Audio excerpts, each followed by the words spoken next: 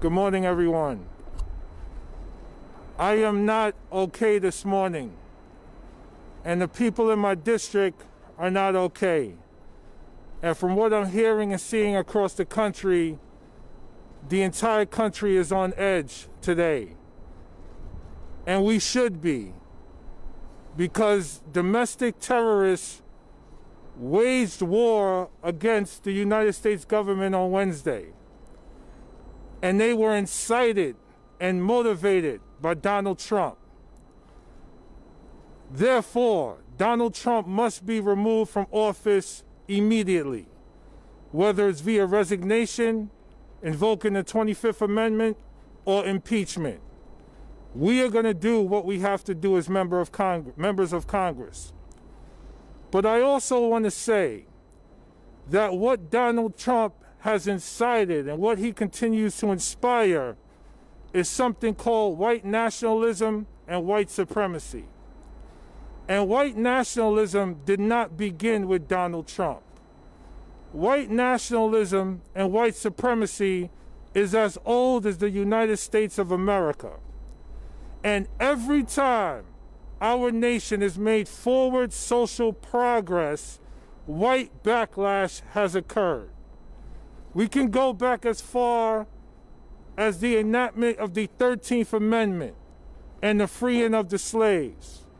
After those slaves were free, they were supposed to receive 40 acres to toil and live on. What happened after that? Abraham Lincoln was assassinated.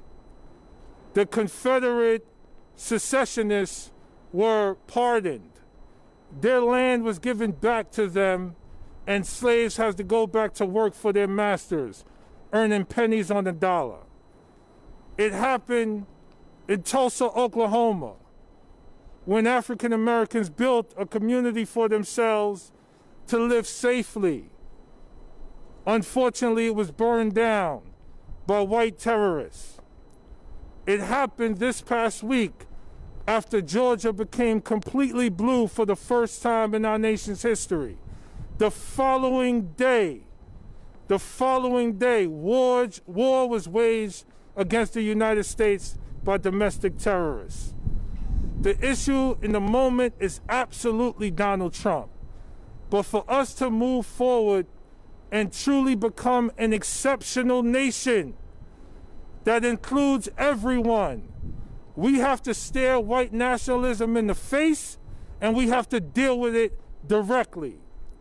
Not only through law enforcement, but by recognizing that white nationalism lives in every American institution, because the disproportionality that we see in our criminal justice system lives in every American system. And our bill that we are introducing in Congress is going to look at how white nationalism might exist within Capitol Police as part of a thorough investigation. Because as we experienced Wednesday's horrible events, my first question was, how the hell were they able to penetrate the Capitol? Why were Capitol Police so undermanned and overwhelmed so quickly? Why wasn't there more coordination between Capitol Police, Department of Homeland Security, and the FBI in preparation for this event? So many unanswered questions, and that's why we need a thorough investigation. And as we've seen on the media, some of the Capitol Police let the rioters into the Capitol. So, yes, Donald Trump needs to be removed immediately, but let's finally, as a nation, from local, state, to the federal government, call white supremacy what it is, domestic terrorism, and deal with it accordingly throughout every American institution.